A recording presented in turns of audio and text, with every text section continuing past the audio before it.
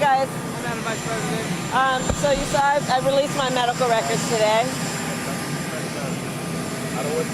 I appreciate you. So today I released my medical records, as has, I believe, every candidate for President of the United States except Donald Trump in this election cycle. And it's just a further example of his lack of transparency, that on top of his unwillingness to debate again, his unwillingness to do an interview with 60 Minutes, which again is part of the norm of what anyone running for President of the United States does. And I think that it's obvious that his team, at least, does not want the American people to see everything about who he is. And you put that on top of even the most recent reports of General Milley, one of the people who worked the closest with Donald Trump, referring to him as being unstable. And it is clear to me that he and his team do not want the American people to really see what it is that he is doing and whether or not he actually is fit to do the job of being President of the United States. So, You obviously don't have insight into what his health is, but from watching him, do you think he's fit for office? I will not give you a medical analysis of his fitness, but on every other level, when it comes to what we should expect in a President of the United States around having the ability to actually exercise good judgment, both as Commander-in-Chief and as the leader of this great country, we know that he does not have the ability to do the job. He is unfit for office. He talks at his rallies about fictional characters. He constantly is in a state of grievance about himself. He has no plans for the American people. And then he just makes things up on a full-time basis with the intention to make the people afraid, to make people fear that which they should not be afraid of. But he does it in a way that he thinks, I think, will compel them to believe that somehow he is the savior, when in fact he is quite unfit to do the job. For all the discussion that he had about President Biden's mental acuity in particular, what do you think about President Trump's mental acuity and whether it's declined since, say, his 2016 campaign?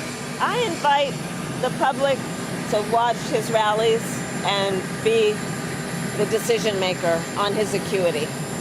And you will see in his rallies how he goes off on tangents, how he is not focused on the needs of the American people with solutions to the issues that concern them the most.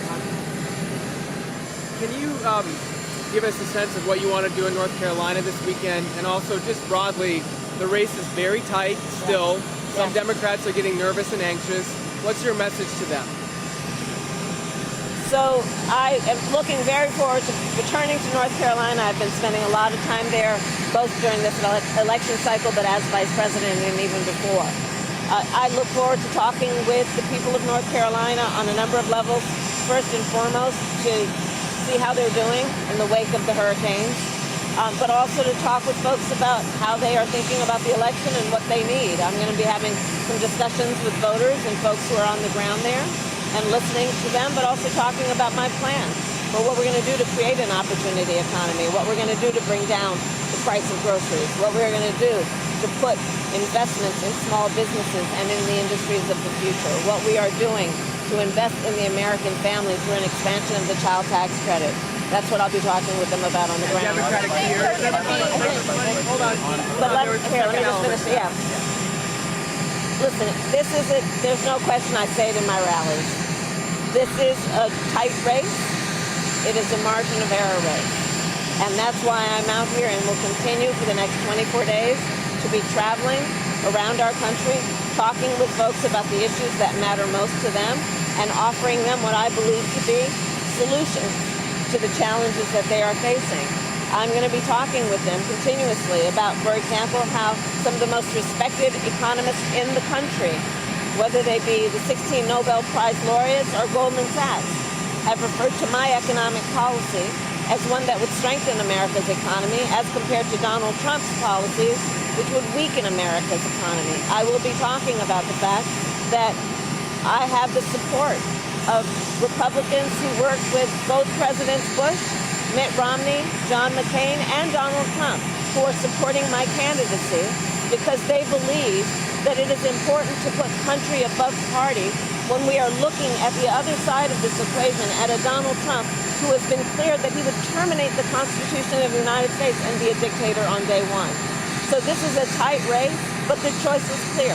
The voters have a choice between what we are offering, which is to look to the future of America and invest in the American people, or a Donald Trump who is constantly trying to take us backward. Madam Vice President, Thank you all. Thank